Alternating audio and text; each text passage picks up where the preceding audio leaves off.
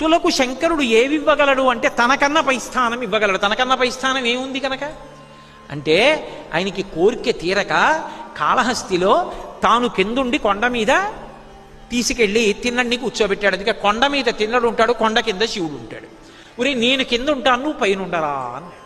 భక్తులంటే ఆయనకి అంత ప్రీతి, అంత ప్రీతితో వ్యవహరించి భక్తులకు అన్నీ ఇవ్వగలడు. ఇచ్చి తాను భిక్షాటనమూర్తి కాగలడు. భిక్షాటనమూర్తి భిక్షేశ్వరుడు అంటే అర్థం భిక్ష కోసం వస్తాడు అని. భిక్ష కోసం వచ్చాడు అంటే తనకేమీ లేనివాడు అని. తనకేమీ లేనివాడా?